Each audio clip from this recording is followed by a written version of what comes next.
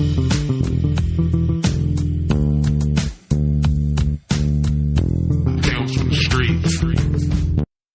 right, welcome back, everybody. Today we've got Doug White. Mo and I are going to be talking to Doug about a book that he published about 4 months ago, Hiding in Plain Sight.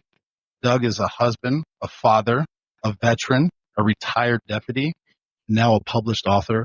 Part of his career at Hillsborough County was on the bomb team, and that's how I first met Doug White. I knew him as Corporal White. He attained the level of Lieutenant White, but that was after I left.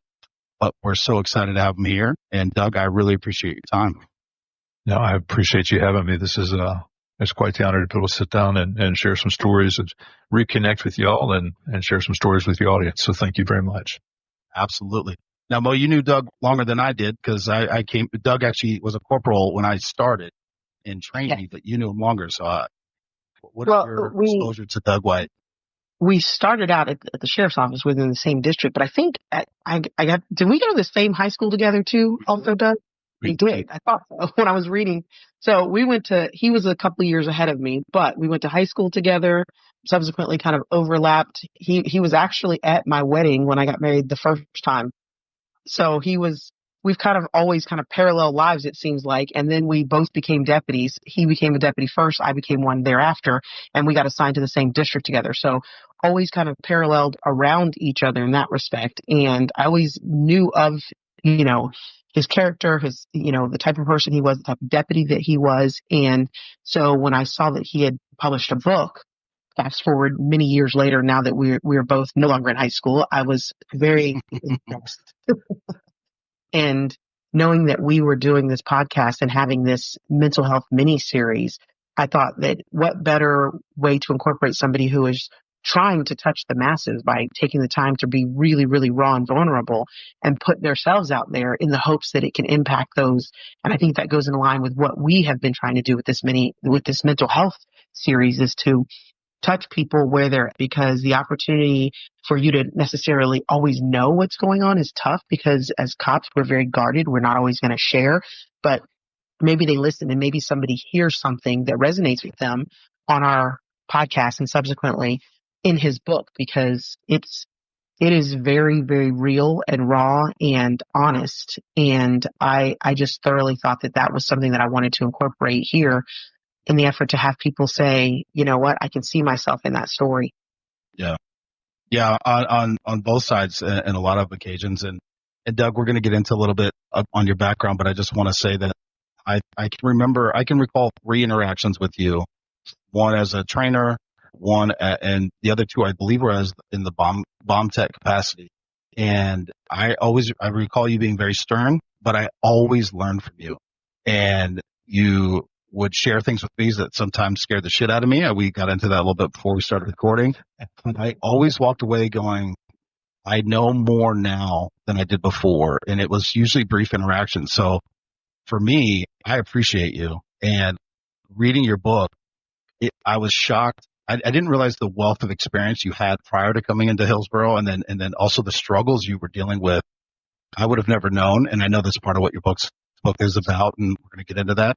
And I could relate with a lot of the struggles that you were dealing with. And then some of the stories, just being honest, I had to kind of skip through because it reminded me of my own stories and interactions that I had with the public and traumatic events and how I'm still processing those. So I do want to get into that, but I just wanted to start off by just saying that, for me, you were always, I learned from you every time. I appreciate that. Now, the stern part was probably because of the haircut. I needed to smile more, so I grew my hair out and got the company man part on that side. So it's funny you should say that. Mo's laughing because she knows. I always had a shaved head, and I think for the first 3 years of my law enforcement career, I got into more fights than anybody else in my zone. And I had I can't remember if it was a sergeant or not, but somebody said, or maybe it was BJ. It was BJ. It was BJ. Apologies. BJ said, yo, man, it's because of the way you look. You need to grow your hair out. And I used to wear contacts. He goes, wear glasses and people will look at you different. And I said, that's stupid. So I fought him for a little bit, but then I said, I got to stop fighting all the time. This is wearing me out.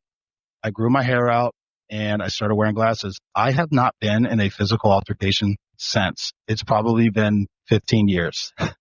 It's the most outrageous, just on the appearance. Knock on wood. I was told it was actually Ray Lawton. He was my major at the time in the stories book.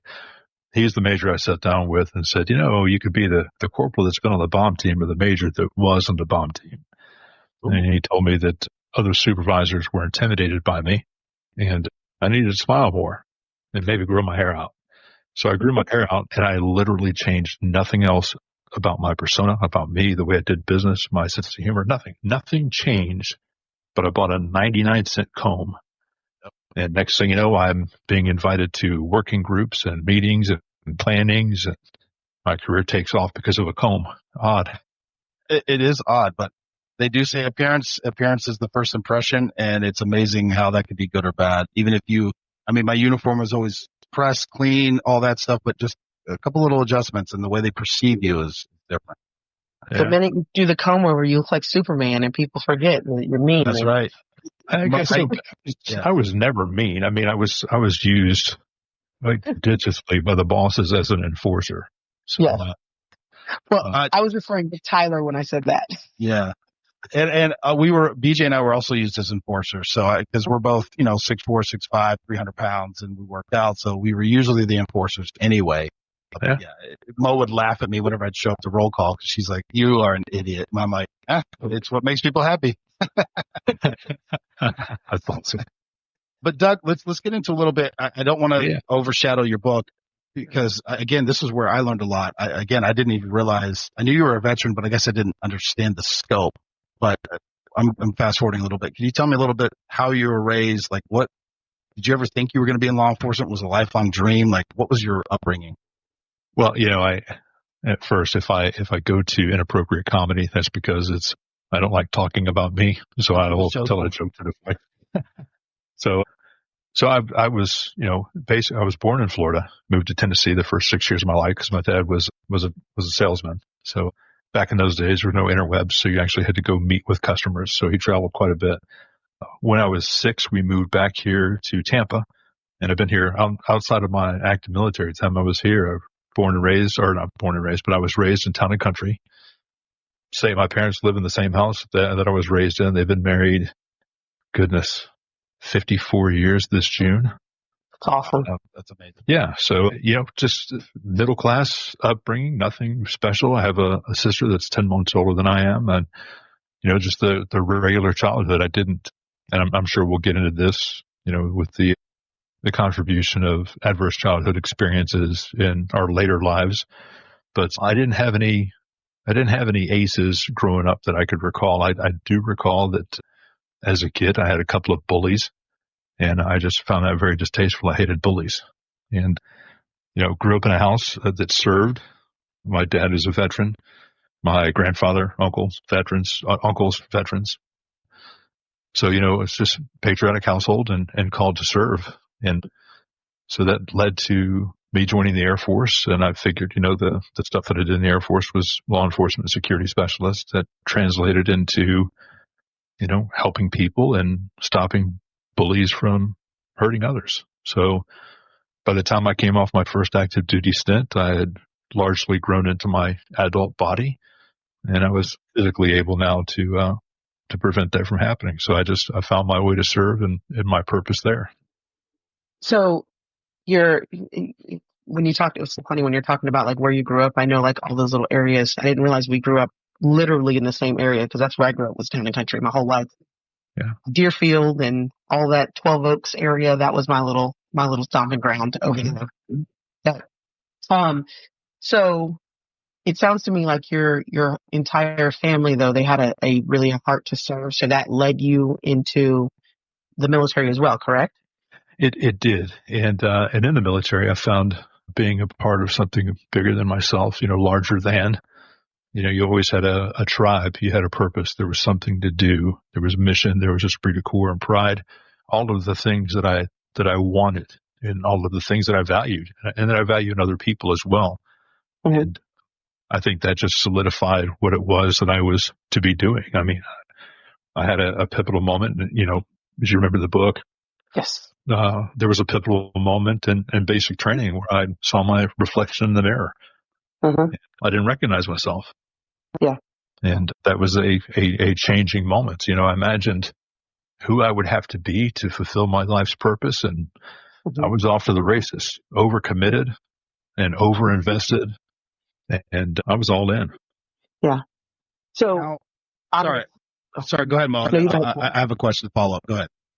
I just wanted to ask him because it seems like I'm listening to you talk and then also reading your book.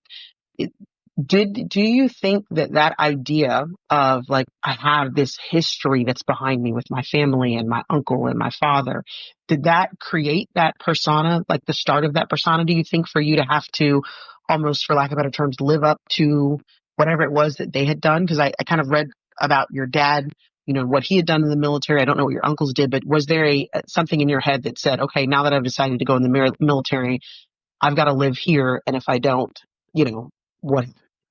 No, it's again just a patriotic household. It was the American household, and I was well aware. My parents watched the news and all that stuff, so I was well aware of the Middle East in the late 70s. I remember that stuff. I remember watching Reagan. The attempt on Reagan's life and the Challenger, and I remember all of these things, and they were big discussion points throughout the house. And it was All America, apple pie, and all that stuff. And I think I don't think my time with my dad, being a traveling salesman, he was busy. That generation, they work and they support the home while the wife takes care of the children and all of that stuff. So time with dad was there. I never was, left wanting, but, time with my dad would be on Saturdays and Sundays, either doing yard work or watching the old black and white war movies. And, the old John Wayne stuff and World War II stuff. I just always watched that. And anytime I was with my friends and we would do Boy Scouts or go camping, my dad would, talk to us about his old Army stories. And it was kind of that thing, it's what you do, you serve. Right. And I always loved I always loved, I don't know, I really can't explain it. It was just an internal drive, I guess, to serve and do something bigger than. And then when I did it and realized the history and the pride and just the fulfillment, really, of finding that purpose and driving on that path, it was something that filled me. So my question was, that drive that you had, is that something that you always had? Like, did you throw yourself into everything that you did even as a child, or was it something you developed over time? It's something I developed over time. And I still don't know the answer to why, honestly. It was never enough. And that was the thing. I mean, being the bomb guy, okay, now I'm teaching bombs. Yeah. So now I'm teaching the bombs here at the academy. Now I'm teaching it across the country for Homeland Security. And, at one point I was contacted, asked to co-author a book on bomb disposal. And I was like, man, who am I to write this book? But these people want to pay me to co-author a book with this, retired Master Chief. This is pretty cool. But yeah, I mean, it was always driving. If there were 2 classes to have for a certification, I needed both of those classes. I needed them, at back-to-back weeks. Right. I had to be first. I had to get the most. I had to amass these things, learn these things, be able to teach these things. And it just, I don't know. It was, I know at some point it was trying to fill a hole. I just don't know what caused that hole. I see. It's a very fair and raw answer. So I appreciate that, because I think sometimes people think they do have to find the root of whatever it is before they can address it. And I don't think that's necessary. No, I think if you patch one hole, you're going to find a leak someplace else. So it is a constant, I thought about this probably about a year ago that, the issues that, and this is the human condition. This is not just first responders or vets, but the human condition. I think that when you're on this path of growth, you have choices. You can wake up one morning and stay in a victim mindset, having been victimized. You can be a victim and live in victimhood, or you can make a conscious choice that you're going to do your best to be better today than you were yesterday. So I think it's, there's clinical issues. I understand that there are, physiological and neurological things that are going to prevent that. But for the most part, if you're on a journey to be better, it's a choice. I believe it's like waking up in the morning. Well, I want big muscles, but I don't feel like going to the gym. But you're not going to have big muscles today. Get up and go lift. You have to make the choice to want to do that. It's like being an alcoholic in recovery. You're always going to be alcoholic, and every day it's going to be a conscious choice whether you take a drink or not. It's up to you. It's a good comparison. Yeah, no, that's a good comparison. So getting into the book, did you always, how did you get the idea to write a book? Is it something you always wanted to do, or did it come to you at what point? Well, as you've probably already found out, and having known me for a while, I have no short answers. So people would ask me stuff, and I would tell them stories and tell them something, and I'd always hear, man, you should write a book. And of course, I was always dismissive. Oh, I'm too lazy for that. Yeah, whatever. Well, and to a degree, yes. I never had an idea to write a book until I retired, and I found myself after 31 years and various uniforms that I woke up one morning the day after, and I was no longer any of those things. All of the things that I'd worked for, all of the courses that I taught and taken, and the accolades that I had amassed, it was all rented admiration. You were none of those things anymore. Nobody gave a shit that you were a cop. And it's just gone. So now what am I? So I actually got darker after I retired than when I was working, if you can believe it. And the more retirees I speak to, or people that have left the profession, whether willingly or unwillingly, they share that same sentiment. So I started journaling, and I was told for years, hey, you should journal. Like, no, shit doesn't work. Talking about your feelings is stupid. We're going to sit here and comb each other's hair, and come on, that doesn't work. So, I was dismissive in the advice, which is good advice, and I was self-deprecating in my response by saying I was too lazy. So I started journaling after I retired, and after about 6 months, so we're looking at December, January of 23 and January 24, that having pushed away from it several times because I went into really bad places, and y'all have read the book, so you know the vignettes that I'm speaking of. Right. But at the end of that 6 months, I had roughly 77,000 words. And 77,000 words in the context of a paperback book is over 300 pages of a regular paperback book. And I read what I wrote, and I didn't like it because I had written myself as a victim or a bystander in my own hero's journey. Now, y'all have started off this episode by saying, very wonderful things, and I'm grateful for the wonderful things you've said about me, but anybody who's ever known me would never, ever qualify me as a victim or a bystander in anything I've ever done. So why am I speaking to myself this way? What story am I telling myself? So unfortunately, now that I have peeled all of that back, I felt the best way to get through it is to sit with it and figure it out. So I went through them page by page, and I sat with them. I worked through everything. I owned every bit of it. I went to the people that were involved, and I would love to get into that later, but once you own your story, truly own it, all of it, the stuff that you don't want to tell anybody else, and you atone for those things, so much growth happens. And from that growth to that point, and the things that I'd uncovered to that point became a different 52,000 words, which became Hiding in Plain Sight. That's how the book came about. And it wasn't a book then. It was a manuscript at best. It was something that I was very afraid of because, as y'all have noticed, it is anything and everything that can hurt me. It is my weakest moments as a man, as a husband, as a father, as a deputy, as a leader, as a veteran. If I ever decided to run for public office, you don't have to hire anybody to find dirt. I've given it to you. It's all there. Yeah. But the message in that is there's so much power in owning your story. And there's more power in it when you give it to someone else with the hopes that it's going to help them. Right.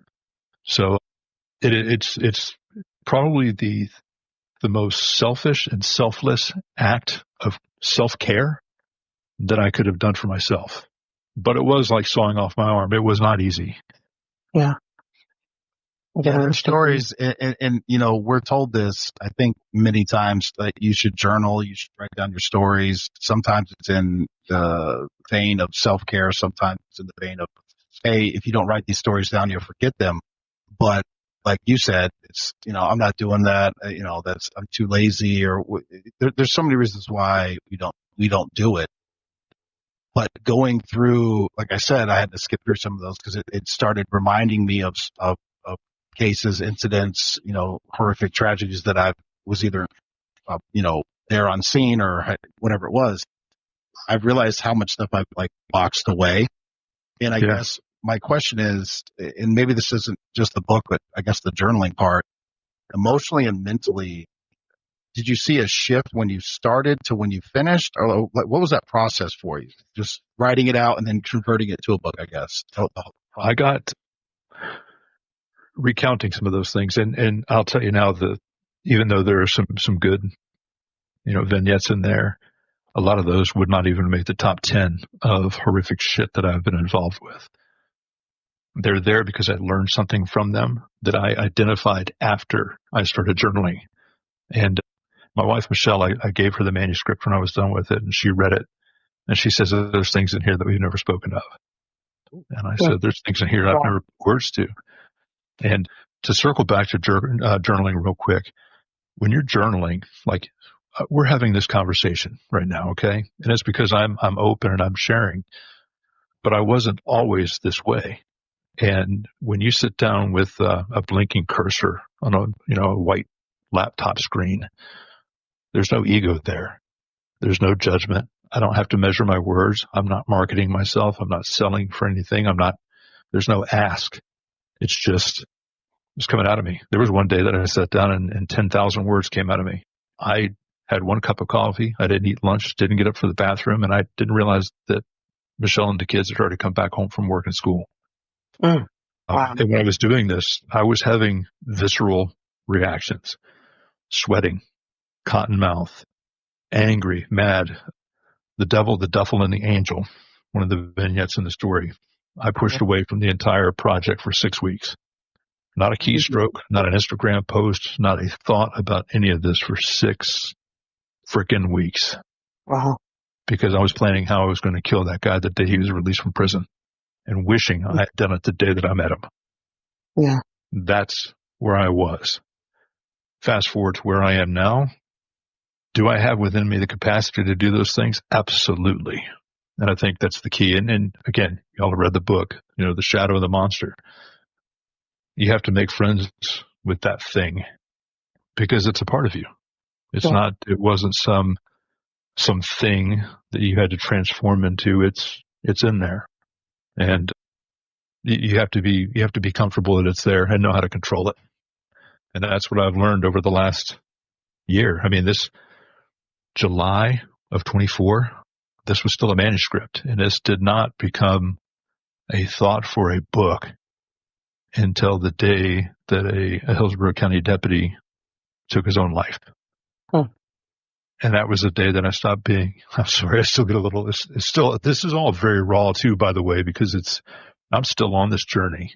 So don't think that just because you think you found a way forward and you journaled and you put out a book and you're on a podcast, you got it sorted. Right. Because there are days that there are going to be bad days, and you have to understand that is a bad day. Right. That's it. This is not a course of action, or you don't have to go back to that place. Again, it's a conscious choice. But when I found out that night that he took his own life, I thought to myself, I know this guy. Always smiling, gave me spine-straightening hugs. We would introduce each other as brothers because we had the same last name. I loved everything about the dude. Great human being, and I was shocked. Yeah. But I wasn't. And I thought to myself, man, if I wasn't so afraid of my book, if I had had this in his hands yesterday. Now, I know that's completely ridiculous. Me making a phone call or talking in this particular case may not have had any effect. Right. You calling a friend saying, hey, man, where's your heart? Tell me something good. Yes, those things make an impact, but Doug saying, hey, here's a book. I want you to read it.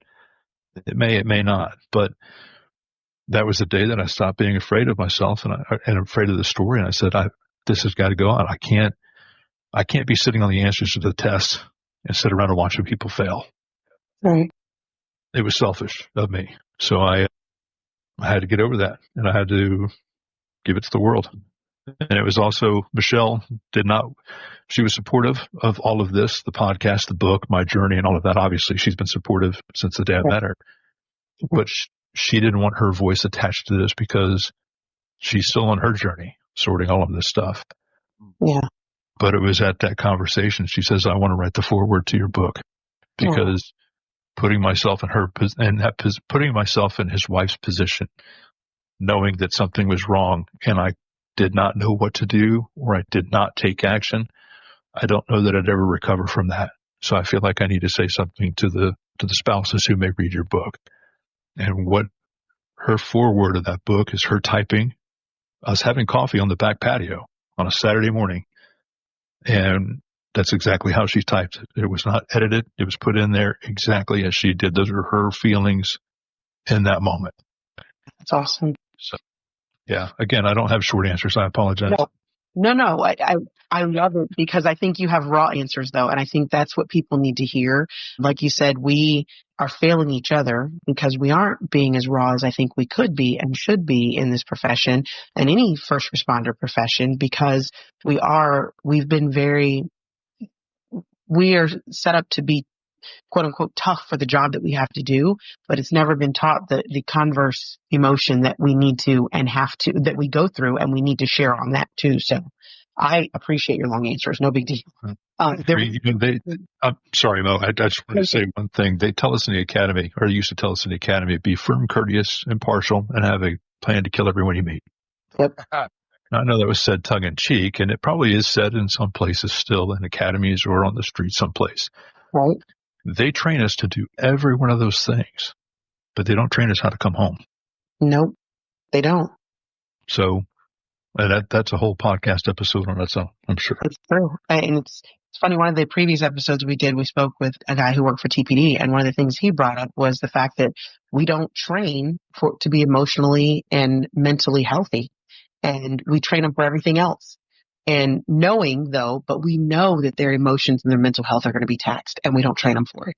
So that's a failure in itself. And like you said, it could be a whole nother show.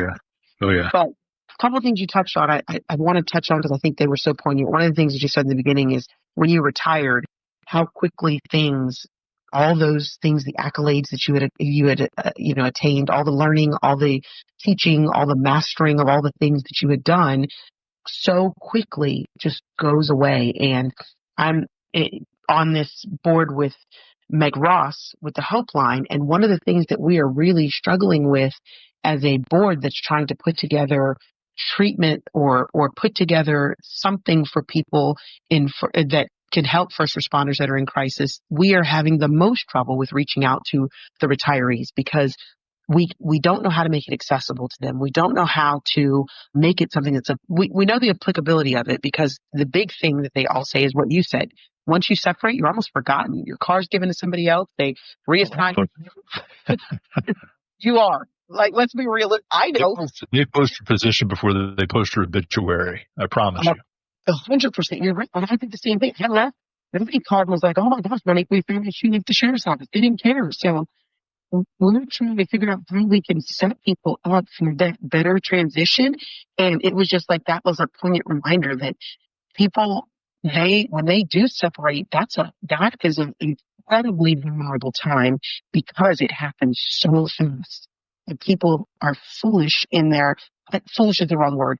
They are fooled. That's the better word. They believe that they are more important to the agency than they truly are when they walk out of that door. But Mo, that doesn't check out. We're family. So, I'll tell you from my own experience that yes, all the admiration is rented, and it's anywhere you go. And in defense of the professions in the first responder disciplines, the business of fire suppression, the business of law enforcement must continue. Mm-hmm. Yes. Irrespective of who's there. Okay. The budget item says 4, 5, 6, 9. That's it. It doesn't say Doug White, one each. So I understand it's impersonal, but the thing is, I was so overinvested and so overcommitted. I was enmeshed with the organization when I needed that support and I didn't get it, or I didn't get it to the level that I thought I deserved it. And again, that's a whole nother podcast, but that perception, real or not, of betrayal or unrequited love. You go to hold the hand of the object of your affection, and she looks at you and pulls away like she doesn't know you. It hurts. And when you're literally shown the door by the person that benefits and points to the lobby and says you can wait there. 25 years of all the things that I accomplished, I valued my career. But I'm standing on the curb in July for 40 minutes like a dick holding a backpack with my entire career in it. Waiting for a sergeant to come pick me up. Like he's my Uber driver. Yeah. I mean, it's it's a speeding train. The organization's a speeding train. You can get on board, enjoy the ride, or they'll use your guts to grease the gears. The machine does not care. No, it doesn't. And that's the big thing that I think that we have to start being realistic with people that are coming into the profession. Yes, we want people to be committed, but not to the detriment of other parts of their lives. And I think that is where it like you said, it happens where we overcommit, overinvest with the idea that there's going to be that love that's going to be given back to us, and forgetting the fact that the love that we get in our lives is not from the job that we're doing, because it is a job. It is a machine. It is a business, and law enforcement, firefighting, being a dispatcher, working in detention, they are all businesses that make a lot of money, and you are part of that business. That's it. But the idea has to be sold to people coming in because of the nature of the business, that it's a brotherhood and it's a sisterhood, and it's heavy to look at it from that perspective. So when you said that, I was like, wow, this is why these people in retirement lost so quickly, and we're struggling to get them back, because when they do separate and they do feel that sting, how do you get them to come back and say, no, but we want to help you. We're part, like, it's tough to get them to trust you. Well, it's the culture of the organization that you're in. I was hanging out with some retired firefighters over the last week at this conference I was at, and they invited me to dinner at their fire station. And I learned so much about the fire culture. I mean, I've been teaching ICS and all that stuff, so I've been teaching firefighters, but actually learning their culture and sitting at the kitchen table with them. There's nothing that can't be sorted out at the kitchen table in a firehouse. It's a confessional. It's a counselor's couch. It is your dinner table. I mean, it was really wonderful to see that and be a part of that. And, the retiree, they come back and they're welcomed. It's part of the atmosphere and their culture. One of the examples that I used with one of them is, if they kept saying over the whole week, pediatric code, that's their worst call. I'm like, okay, so when you have a pediatric code and you lose the child, it happens. Nature of the job. When they get done, the four of them, their crew, they get back on the engine together. They go back to the firehouse together. They stay out of service or go back in service together. They're together. Me, I sit next to this baby's body until the coroner picks it up. Then I go find a quiet place where I won't get effed with so I can write my report. Then I go another.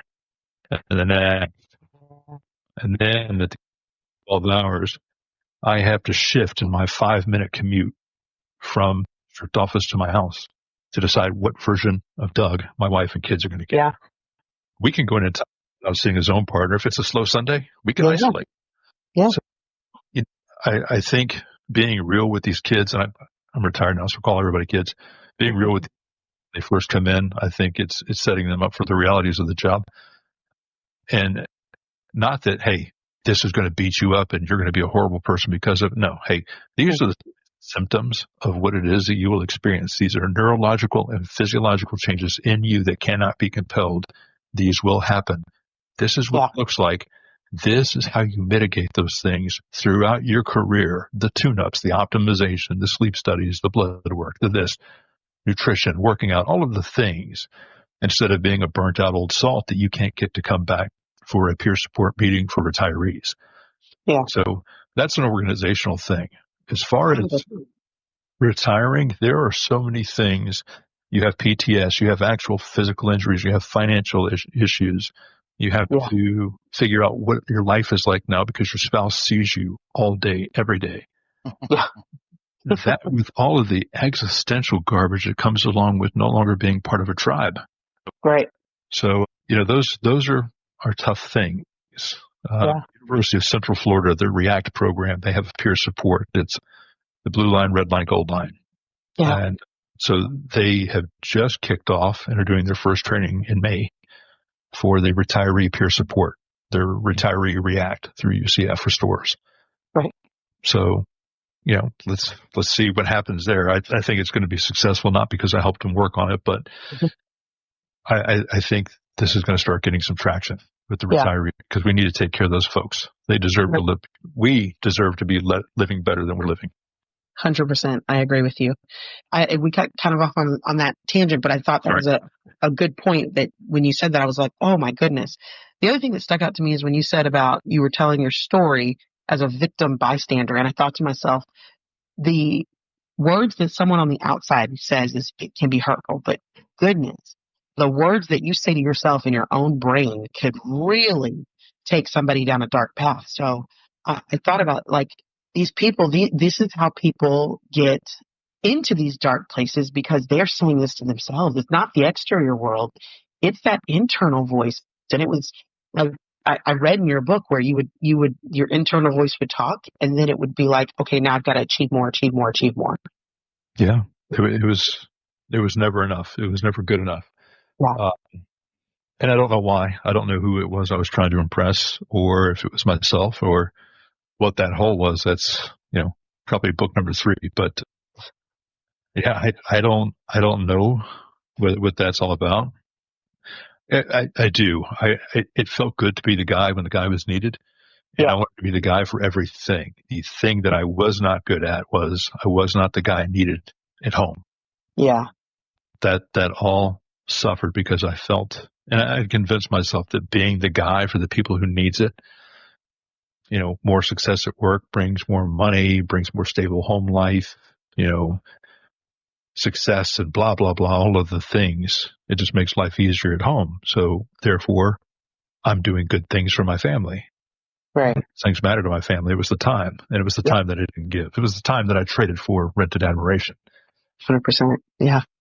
That leads me to the last thing that I found that I thought about when you said that Michelle had to unpack still and process everything that occurred and then subsequently process the idea of a deputy that you guys did know that killed themselves and being able to process all that. You think about the first responder needs to work on mental health and process things and be able to recover. But there's all those peripheral people that are affected by that first responder over the span of 20, 25, 30-year careers and have been damaged along the way too that needs to have that time to recover as well, for lack of better terms, and unpack everything. Yes. The first line of my book says, "It is my opinion, and I'm not alone in this, that the spouses of first responders, veterans, and military personnel are the brave and the bold." And I actually said that at the fire table the other night having dinner. I said, if you think y'all are the heroes, you're full of shit. You're kidding yourself.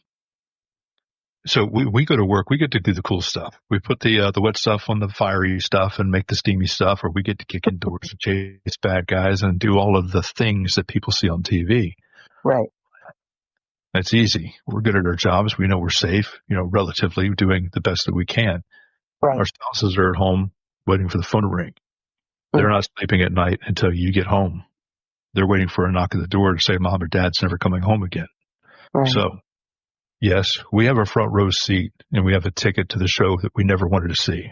However, our spouses, they're along for the ride. They bound themselves to us they're bound to our service because they bound themselves to us. Yeah. I can go into so many things about, how to treat your spouse and be a better spouse as a first responder and understand what it is that they're going through. And the thing that I want everybody to know about this book, and the book that came to my mind at the end of Struggle Well on Tuesday afternoon, I actually said the title out loud. I was like, my God, somebody write that down. That's my second book. it's that hiding in plain sight. This was never just my story. It's not. You think about it. If you've ever been in a car with somebody and you're driving and you almost get into a crash, you get the little tinglies on your face and your arms. Oh, that was close. Ha ha ha. You ever ask the passenger, what did you just feel? Right. They can't steer into the skid. They can't, swerve away from the car that's coming into their lane. They just have to sit there and take it. Yeah. Our spouses are sitting in the passenger seat while we avoid crash after crash or crash and crash. There's no locus of control. And if we come home at the end of our day and we're just standoffish dick, they think to themselves, what did I do? Right. They internalize that. They're the problem. Right. Instead of saying, hey, I've had a really bad day. Can we talk about it? Or I've had a bad day. I don't want to talk about it. Can you just give me a hug? Or can you give me 10 minutes to get this stuff off? And I want to hear all about your day. Yeah. Instead of saying stuff like, I'm not going to tell you because I'm protecting you. Yeah. Right. Or you wouldn't understand. That was a smack in the face. You're taking away the locus of control. And I'll tell you, in my experience, my direct experience, the people that love us are actively looking for ways to help us. Yep. And the only way they can do that is if we hand them the steering wheel. And to keep with the analogy, the barrier to entry to getting better is raising your I'm sorry, can we cuss on this thing? Absolutely. The barrier to entry to getting help, to any first responder or veteran out there listening to me, there is no requisite number of babies you have to pull from the bottom of a pool, or fires you have to go to, or losses or near misses. The barrier to entry to getting help is raising your fucking hand and saying, I want help. Yeah. Hard stop. That's it. And if anybody tells you to suck it up or press on or you're not hard enough for this job or you weren't meant to this, send me an email. Because I'm going to tell you right now, I've been asked the question several times on podcasts. What would the people working for you say about you? And I said, well, it would be pretty arrogant for me to answer. So I'll allow you to interview them. And I would never give that answer. But I'm pretty sure that the people that I've worked with, who I've served, would tell you, well, y'all said it before we even started the episode, that y'all would have never guessed that I had these issues. Yeah. This is the human condition. It has nothing to do with firefighter versus EMS versus dispatcher versus Leo. No. It's not. This is the human condition. These are things that can't be compelled. Yeah. That's the point of this. And we should be talking about this. So sorry to bring it again. No. Yeah, you're allowed. You're allowed. For sure. So I want to get into the book, but I just want to capsulize a few things. So you mentioned the foreword that your wife wrote, and again, you have to read the book, but I remember reading that and it hit me in multiple ways, thinking about what I went through in my relationships that I experienced. Very raw, very true. A lot of things that I heard over the years, didn't pay attention to. And the way you're describing it, it's something I've kind of come to grips with is, when I was, because as a street side, I realized I was compartmentalizing my, deputy Tyler or trooper Tyler, and then husband, father Tyler. And to me, those were two completely different people. And I almost drew a complete hard line or a wall, whatever you want to call it, where when I put the uniform on, I was somebody else. And then when I came home, I had to struggle to change back into and to be a husband and father. I didn't do a good job, to say less about that. But the impact that you're talking about to your family, my kids now, they're older. They remember, it's like I would come home in the middle of the night because I had blood all over my uniform. And I'd be like, hey, it's good, why are you guys up, whatever. And I'm just changing. I didn't even think about what they were seeing. I was just like, yeah, I got blood all over. It's not mine. It's fine. And they're like 7 and 5. And they're like, Dad, we had no idea what was going on. And you're just like in and out and like a quick kiss on the forehead and you're gone again. We're like, what, is he okay? Like, and they had to go to their mom. And she's like, I don't know. I don't know what's going on. I basically just came in like a whirlwind, messed up their night because it's, 1 or 2 in the morning. And then I would dip out again because, I was working until 6 or 7. And I never thought about it until now they're 19 and 17.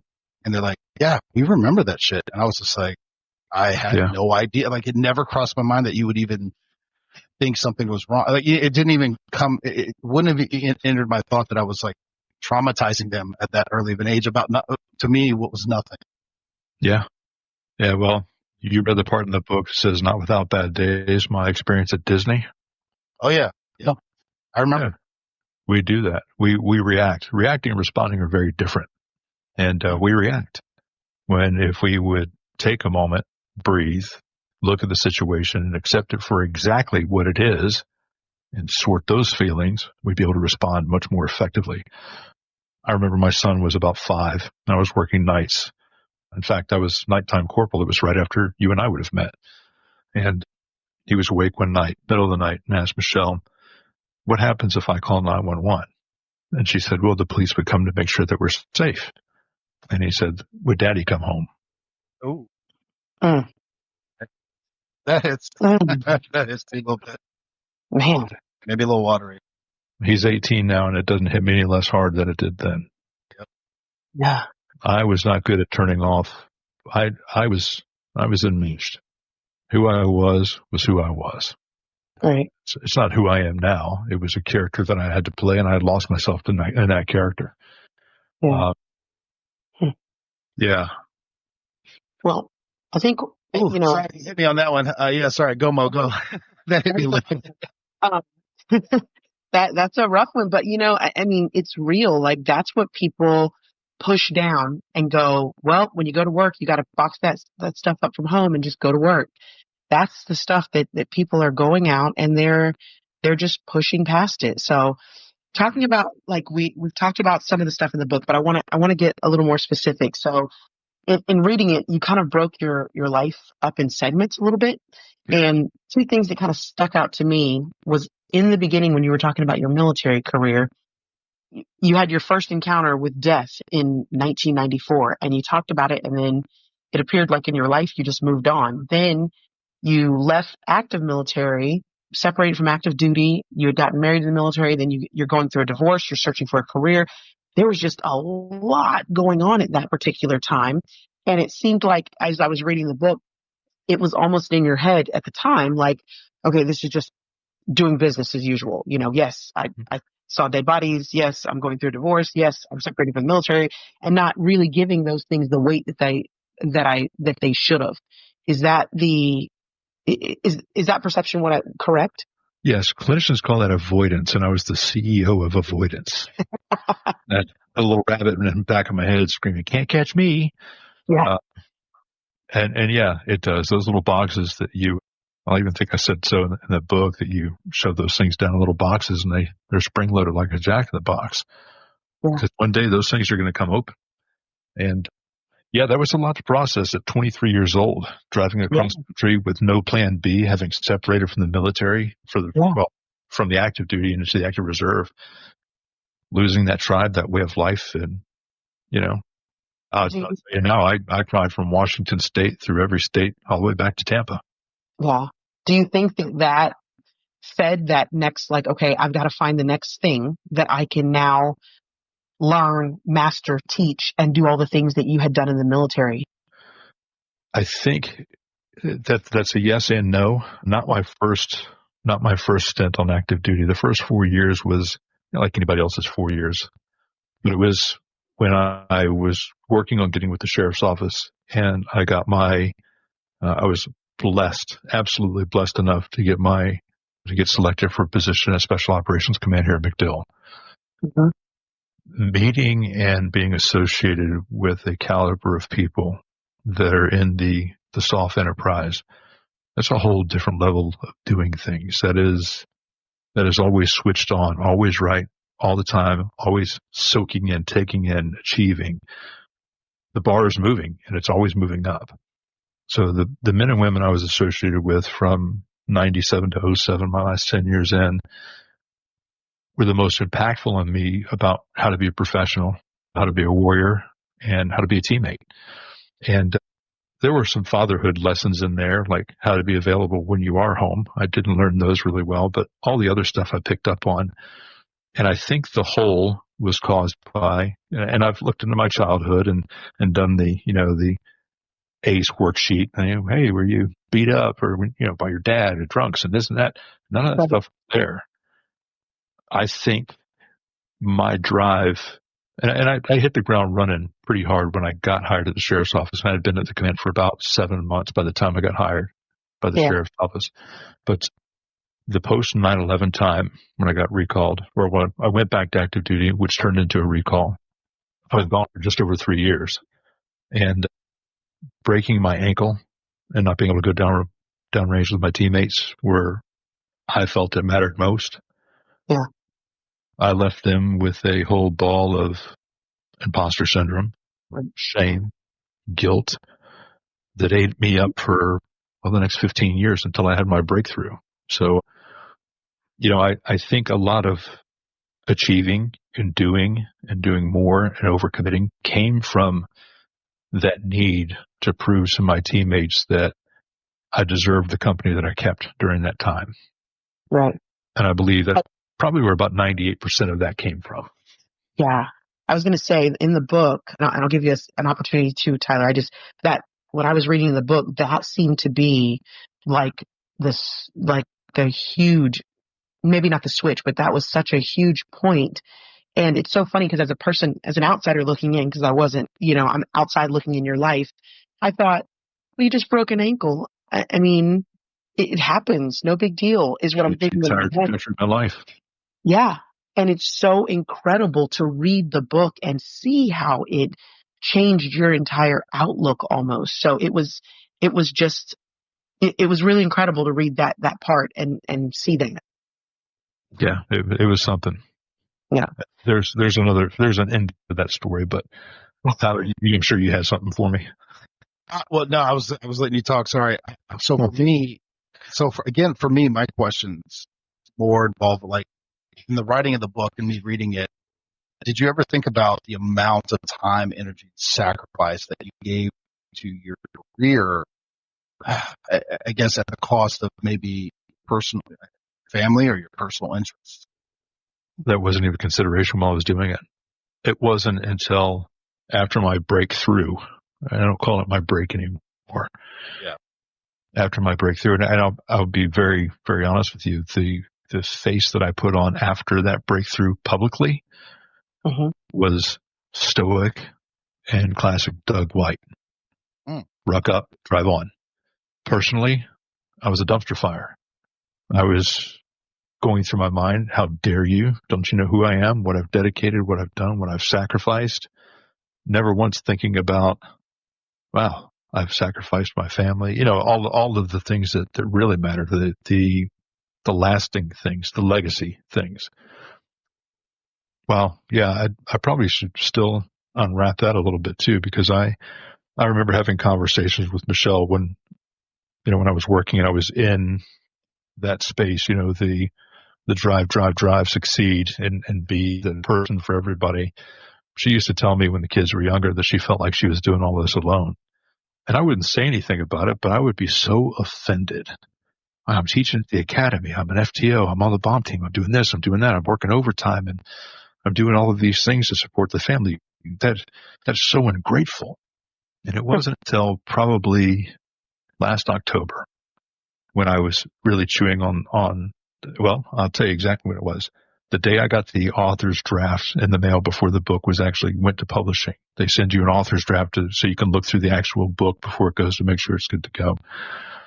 And I got this book in my hand, and Michelle was had the camera on and videoing me, and I didn't realize it until I looked up at her.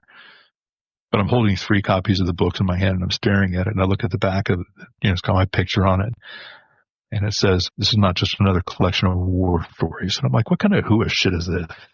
What debate was I in my head when I wrote this? And I'm holding this book and I'm looking at it. I'm just feeling the pages, man. I'm just kind of soaking in the moment, being present, which is something that I really had to work on.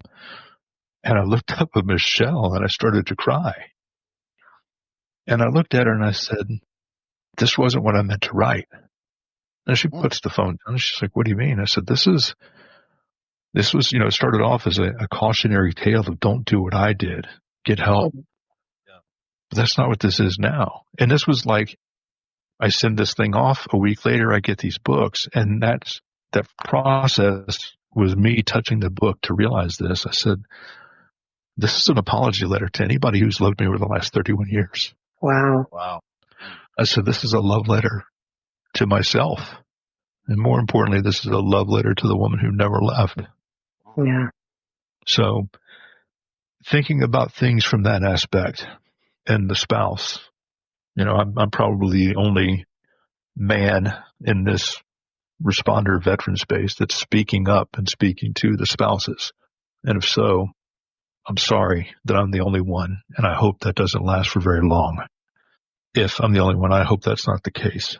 But, I had a conversation with her after that, more learning. And I said, when the kids were younger, you used to say this to me. And I recounted what she said. And I said, I was so offended by that because of all the things I was sacrificing and doing. I said, but that's not what you wanted. I said, you were asking me for help, but I wasn't hearing you. I saw this instead of what you really needed. You needed me. You needed my time. And I said, I'm so ashamed and I'm so sorry that I didn't see you and hear you then. And here we are to our weekly grocery date. We're sitting in the Publix parking lot and she's crying. And she says, I don't want you to be ashamed and I don't want you to feel guilty. She says, I'm just glad after all these years you've heard me and you validated that. Yeah. And I'm like, look at me, I'm growing. This is wonderful. Yeah. But, and to me, it dawned on me, that's the power of having conversations and communicating. Yeah. Yeah. It's like watching an old 80s sitcom, some innuendo is thrown out and the whole sitcom goes off and everybody believes this joke. And that's not the reality of it. Yeah. If you have these open and honest conversations with people, it does several things. One, it doesn't necessarily give people permission to tell their story, but it gives them license to feel safe, to stand in the shade of your narrative and share their story. They know that they're in a safe spot. They know where their boundaries are with you.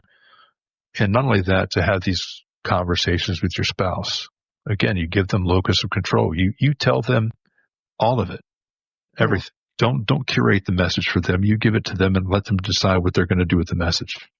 Yeah. Then that way they have the power and how they're going to help or if they're going to help. So I think those are important conversations to be had. It's a lesson, once again, that I learned the hard way. Yeah. No, and I appreciate that. And we're jumping around a little bit, Doug, and I appreciate you. Dude, it's awesome. And I can feel the emotion, and you already made me well up twice since you've been talking. So it made a lot of people cry when I'm being interviewed, and I apologize. No. It's the truth. Well, let me switch gears just a little bit. What advice, because we're on the vein, what advice would you give military, fire, law enforcement, whatever, on balancing your career and personal life today? Family, health, aspirations, like things outside of law enforcement. Any advice that you would have on those topics? Well, there's a lot there. The first one I'm going to say is something that I saw today. Never place your value or how you feel about yourself and someone else's opinion of you if you would not take advice from that person. I look at all the people that I tried to please during the course of my career, and I would not let any of those assholes watch my neighbor's dog. I don't like my neighbor's dog. And I love dogs. Yeah, fair enough. I think about it. It's like, dude, I would never ask that person for marital advice. They're a horrible person. Why did I give a shit what they thought about me professionally? Right. So my advice to them, and I've given a lot of it already, but I would say to you that this is a job. It is. It's a career. It's a purpose. It's a calling. But guess what? There's 18,000 law enforcement agencies in this country. Yeah. If you're not valued where you're at, pick your ass up and move to a place that you're valued. You deserve better.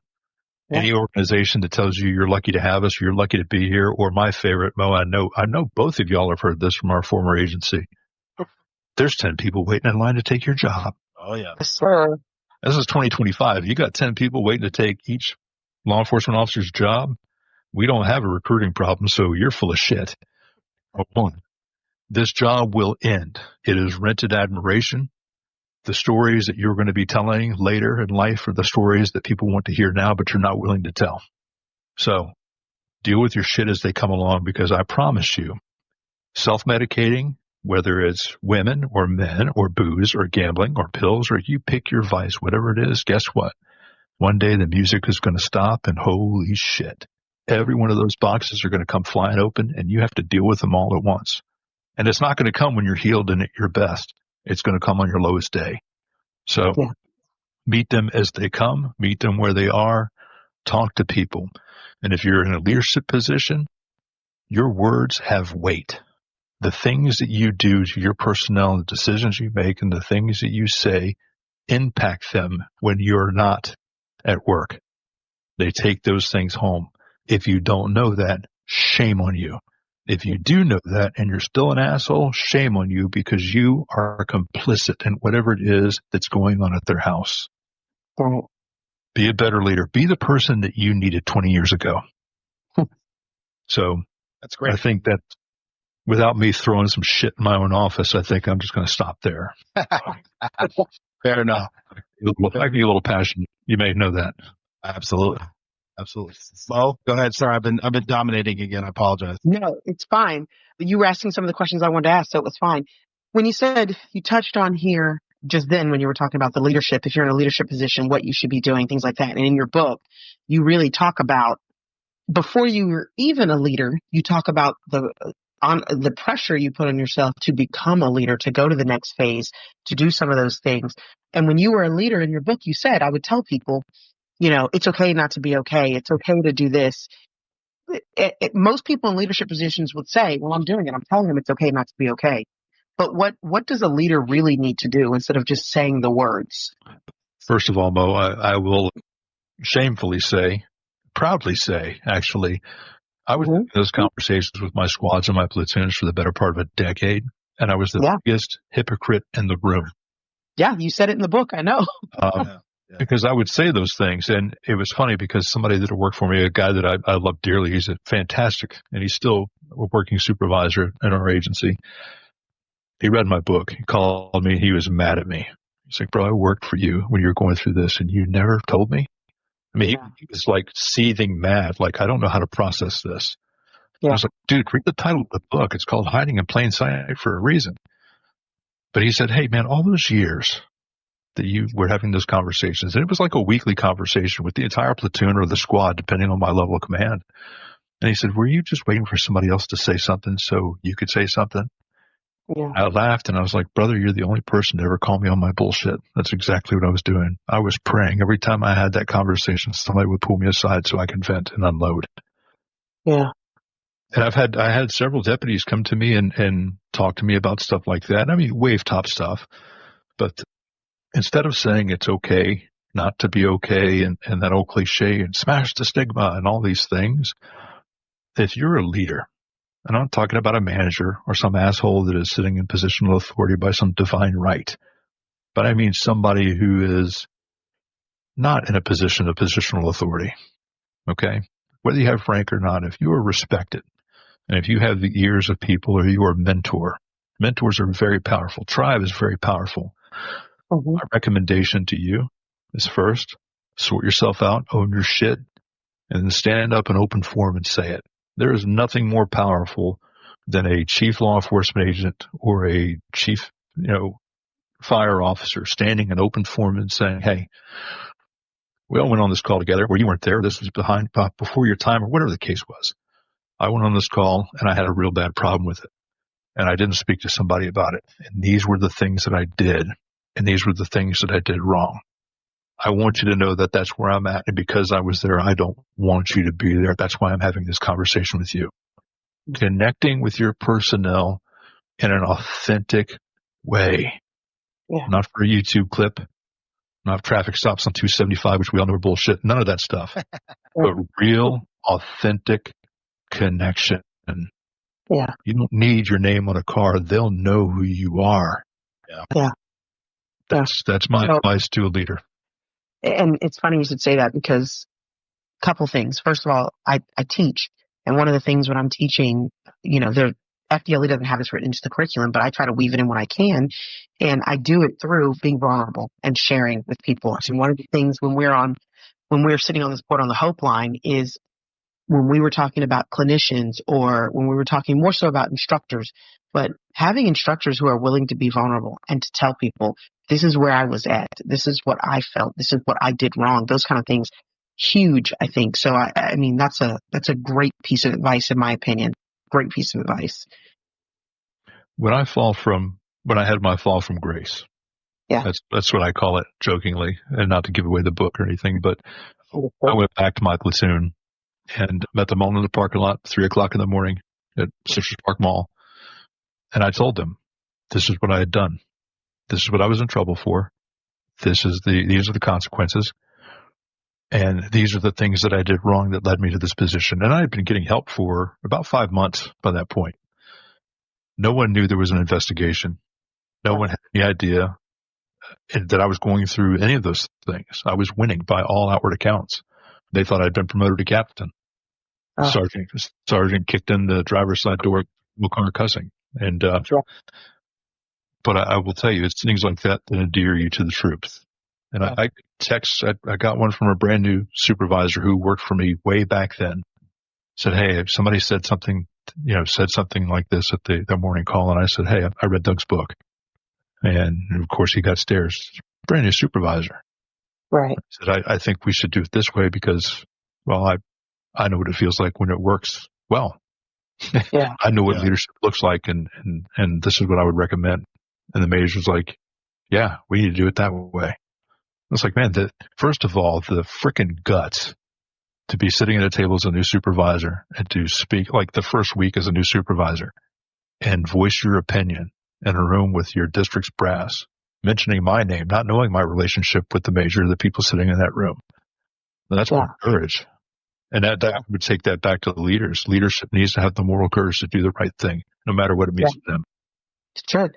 It should, but we all know that sometimes just the human, and you can't even knock them for being leaders, the human part of us, it is really hard, especially with those of us who are in law enforcement as well, to really fillet ourselves open like that. The human experience, you want to, we look for ways to avoid discomfort. 100%. I get it. 100%. I want to go back to one other thing you said, and you had discussed that when you decided to actually publish this book, it was because someone you knew had committed suicide, and that was the catalyst. Yes, that was my defining moment to find the bravery to throw it out there. Yeah. So, and I'm maybe if I heard this wrong, correct me if I'm wrong. I know the person that you're talking about as well, and I would have never thought it. Always, like you said, smiling, gives best hugs, the whole nine. But you titled your book "Hiding in Plain Sight" for a reason, because it sounds to me that you were kind of probably that guy that nobody would have ever suspected. So for that person that is hiding in plain sight, what does the officer that's pulling up 50-60 with that person say in order to get through? Because people had been saying things to you and they had been kind of throwing out advice, but what would have been something that might have shaken you? Nothing. At that point, now, to answer the larger question, if you pull up next to your zone partner, don't ask them how they're doing. You ask a cop or a firefighter, hey, what's up? How you doing? You're either going to get good to go, I'm good, or living the dream. That's what you're going to 100%. Roll up. Hey, tell me something good. What's on your mind? Where's your heart? Talk to me. What can I do for you? Yeah. But stand by. You better be ready with an answer when they ask. Hey, what's up? Oh, okay. Yeah. Good talking to you. Bye. And you can't do that. Yeah. You have to invest in your people. Going back to leadership, it all circles back to leadership. Your job is to make sure your personnel are whole. That's it. And if that's buying muffins once a week, if that's cooking breakfast for your squad, if that's coming up and saying, hey man, what's on your heart? You have to do that. If you want to consider yourself a family, you have to be available to do that for each other. Yeah. So I would recommend asking questions that don't require somebody to say, I'm good to go, or living the dream. And be prepared with an answer. Get them to the resources. You don't have to. It's like being a crit deputy. You're not going to diagnose. You're not going to treat them. Assess. Find out where they're at. Get them to the resources they need, and do it in earnest. As far as me, nobody knew. First, it was lonely being a boss, because when you show up, I was always at calls. I would track with K9. I would set up with, I'd be in the fist fights. I'd be arresting people and doing this stuff. So me showing up on your call was just me trying to get down. That was all. But, with a lot of leaders, it's very lonely. Nobody goes to see the boss unless they have a problem. And a lot of times the boss didn't come see them unless there's a problem. They need to change that from a leadership standpoint. But for me, I was so dark, but I was high performing. Again, I was winning on every metric for the most part. I hadn't been sleeping. I had convinced myself for the previous 6 months that any conversation Michelle and I would have would be her telling me she's leaving me because I'm a worthless bag of shit. I'm incapable of love. I can't get anything right. These were the things that I'm telling myself. And because I wasn't sleeping, the sleep apnea that was undiagnosed, the complex PTS, the anxiety, the depression, the things that I'd been carrying with me by that point for a good 16 or 17 years or more, knowing that something was going wrong, but not knowing what it was, writing it off as the cost of business. When I sat in that parking lot on October 19th of 2019, my only way out was that pistol in my face. Yeah. That was it. And I know on page 125 in the book, if anybody picks it up, there's a simple line. I noticed there was a pistol in my hand, and it was done. Yeah. Let me tell you something. If I were to rewrite that now from a place of more healing, because I was still very raw when I wrote that and had not even processed that. Right. But sitting in that parking lot, I was dark. There was nothing. Pitch black. There was no joy in my life. There was nothing. I couldn't see God working in my life. Everything was shit, and the only way out was that gun in my hand. And when I actually realized, without knowing, that I had drawn my pistol, and I was staring at this fucking gun in my hand, never having conceived this as my end. And I'm clear about that in the book. And every podcast that I've done or been on, that's where I was. And there's nothing you could have done or said. It scared me so badly. Michelle being awake that morning, and I'll say this, probably my dying breath, she is my hero, my shield, and my retreat. Right. For all of the wonderful things she was put on this planet for, it was to be there awake at 6 a.m. on October 19th to save my life. Yeah. Because I walked in and she asked me, would you go to marriage counseling with me? Right. Knowing that if she had said, you're broken, you need to get help, it wouldn't have landed. There may not have been a Monday morning. If she had said that to me the day before, it wouldn't have landed. Right. She said it exactly to me the way that I needed to be told from the person, the only person that could have helped me. So I am completely convinced that that's the only reason I'm on the side of dirt. I don't have to be here today. And it's because of her faith in me, her faith in us, her faith in God, and pouring into me, being, there's no relationship that's 50-50. At best, you'll be 50-50 for a day, maybe. Fair enough. But on days that I was 1%, she was 99%. Yeah. Every day. Yeah, that's good. So I think that's good to hear, because you've said several times, like, I'm talking to the first responders' spouses, and I think that is important for them to hear that part, that, like, saying, like, the words, you have to be, like you said, she said, can you go to marriage counseling with me? She didn't push you out on an island by yourself. She wanted you to do something with her, and that's what saved you. And I think that sometimes, and it's not even their fault, they get so hurt and lost in what they're feeling from the person that they love, that it just becomes hard for them too to know the right words. So I think that is so beautiful that you shared those were the words that were the right ones for you. And I also like the fact that the person who pulls up in 50-60 with you don't have the right words, but sometimes it is asking the right question. Like in the movie I, Robot, that's the right question to say. Hey man, how you doing? What is in your heart? And like being raw and honest too with them. And flip it. If they're waiting for you to come up so they can bitch about you or bitch about something to you, hey man, tell me something good. Well, shit, I only have bad things. Okay, well think about it. I'm not leaving you until you tell me something good. Yeah, that's nice. I think with first responders and their spouses, I think we don't know how to talk to them. I think that we're trying to save them from something. And again, we see it. They want to know what it is that we're doing. And I've had several people. One guy who I highly respected still works at the office. He read the book and gave it to his wife, and she said, I feel like I can see into your brain now. Rich. You guys know Crazy Old Microphone. I've actually got his picture. He gave me a picture when I retired just to put on my desk, because I gave him a picture when I retired to put on the desk at D3. So his picture's staring at me right now. But I gave him the book, and he's mad because I didn't have an Audible to read it to him. But he read it, and he was mad at me because I made him cry. Oh. And he's not somebody that cries, and he's basically, I think he's the first vignette in the book, the crash, the airman in new boots. Yeah. And we didn't talk about that call. It was our rookie year. We didn't talk about the call to the day I retired. And been in my wedding, watched his daughter grow up. He's watched my kids grow up. I love the man. I love him as if he were my own brother. Right. We spoke about that. So, what does that say about us as men, as friends? So there's a lot there, but, he read it and he bought 3 more copies, one for his brother, one for his dad, and one for his daughter. Yeah. And his daughter, who was 4 when he and I started the academy, who has kids of her own now, beautiful grandchildren for Rich.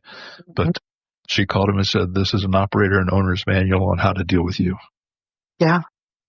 So if nobody ever buys my book, if I fade away into obscurity, to know that I was able to give that to her and to him, I'm done here. I'm happy. That's kind of that was the premise of me starting this thing. Is I came across a home video of my grandfather, and he was on like 2 minutes, and nothing deep or anything, but just hearing his voice again, making me well up again. I was like, I want to be able to share my stories with my children, because they grew up without their dad for a large chunk of their life, stories, but I want to share this with them.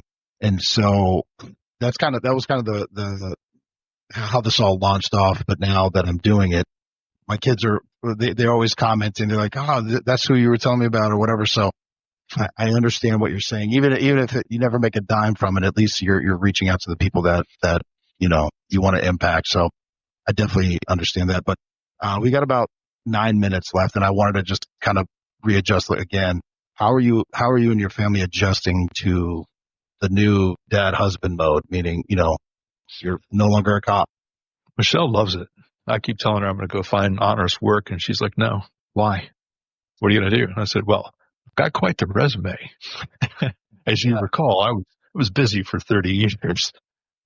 And I thought about doing several things before I retired. That was the $1 million question, and none of those things filled me. I mean, I actually walked away from, salary negotiations to teach undergrad. I was like, yeah, I appreciate the offer, but this doesn't fill me. And I think I found that in this. So as I'm still growing, I'm still learning how to be a dad. The kids are now 20 and 18, so they've not read the book.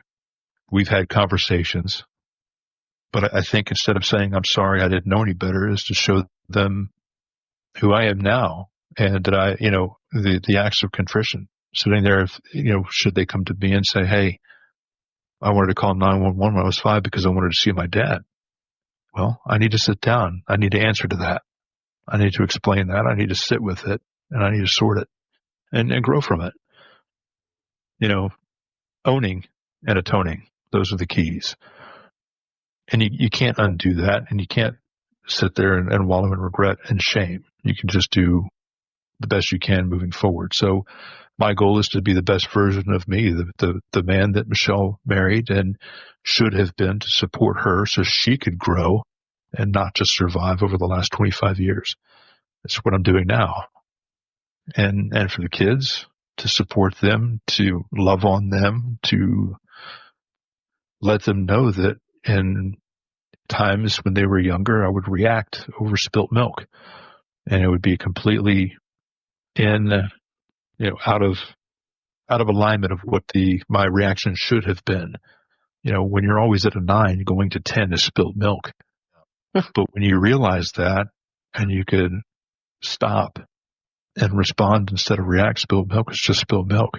It's not a big deal. And that's the key. Being self-aware, and then being aware of the things that you bring to other people, and fixing that. Those are the keys. That would be my advice. I think my overall advice to new recruits coming in, and even old people that are looking to save themselves. Food tastes better. Flowers smell better. It's just, there is life after uniform and after service. Yeah. There's life while you're doing it too, but again, life's about choices. You could sit there and stay at a poisonous organization and continue, or, a career and continue to drink the poison you're being fed, or you can go someplace where you're valued, that you value. Yeah. And again, I'm not saying anything disparaging about any particular agency. I valued my career. I valued my organization. Yeah. I loved it dearly, to my own detriment. And I'm very lucky. So I know we've talked about a lot of stuff today. And one of the things I thought that was important that I wanted to make sure got shared is, what are you doing now today to maintain your mental health? I know you're not, you say it's a work in progress every day and it's a conscious decision that you're making, but what are the active steps that you're taking daily to work towards healthy mental health? Well, 800,000, first of all, 800,000 cops, there's 800,000 different combinations of what may or may not work. But for me, being mindful, having gratitude for things, journaling when I feel like I have a good idea or something that I want to expand on, right. Showing grace for myself, giving myself grace, giving myself a break, assuming positive intent with everybody that I deal with. Working out, physical fitness is directly linked to mental fitness, I believe. Watch what I eat. Watch the things that I bring into my life, my circle. You're the average of 3 to 5 people that you have in your life. I've cut out anything that is negative in my life. I don't watch the news or any of that stuff. I don't follow any of those things because it's just things that want to make you angry. And I've had enough anger for my life. Yeah, I mean, if faith is your thing, do that. I'm not a clinician, so I don't want to, I can tell you the things that work for me. And I've to a point now where ETMS therapy, I don't know if y'all have heard of that, but it's electromagnetic stimulation. It's guided by EEGs. And if you are a first responder or a veteran in Florida, active or retired, you get a protocol of 20 treatments for free through ETMS Florida. And you can find them at etmsflorida.com.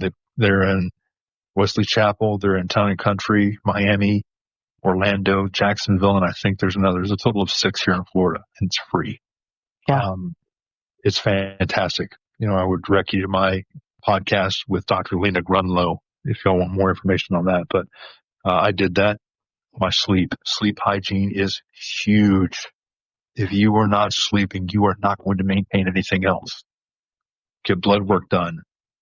Talk. Be authentic with people. Throw yourself out there and just see what happens. And that's. I know it's a departure from old Doug, but there are so many things you can do to keep yourself happy, and those are just some of the ones that I do. Yeah, awesome. Yeah, I think we actually have some coming in to talk about the ETMS. So I'm excited. This is the first time hearing about it, but I'm excited to learn about it. That's great. It's great. Yeah. Well, Doug, as we're wrapping up, the book is hiding in plain sight. There'll be a link. But what's your podcast name? Podcast is Tell This Story. Awesome. And it found on any specific platform, all platforms? You can find it on Spotify. You can find it on iHeart, Amazon, Apple Podcasts, and I have a YouTube channel also, Tell This Story, where the videos are uploaded along with other clips and stuff. I'm on LinkedIn under Doug White. I would love for people to connect and contact, follow. I'm not following the algorithms, so I don't know what success looks like there. I just really like engaging with people. Yeah. So send me a message. Hey, hey, Doug, your message sucks. Okay, cool. Thanks. It's not for you, and I'm glad it's not for you. Just tell me what's working and what's not. We're not going to just fire and help out. That's really, really it. Yeah. Awesome. Doug, thank you so much. Yeah. I just want to say, I think that overall, the takeaway that I got, and this is just me personally, is that old Doug wasn't a big on communicating and trying to really make this, work on the persona versus actually the person. And I think that from this, and in reading your book, I saw that, when you were concluding the calls, it was always, it was silence. We never spoke about it. It was a secret. It was unspoken of. And now it sounds like you are communication and talk and, have these dialogues and things like this. And I think that that's what people need to take away from this is that communication and dialogue is going to be key to getting through, this life as a first responder. It is. And I mean, of course, that's the existential side of it, but there's the physiological and neurological side that you can take care of through all those other modalities, therapies and all of that stuff. But I think the first thing you need to do is realize that you're not that goddamn special. You're not. You're not that special. It's not just you. This is not just your story. This is our story. Yeah. Yeah. Yeah. Yeah. Awesome. Awesome. Done. I love it. Doug, thank you. I appreciate your time, brother.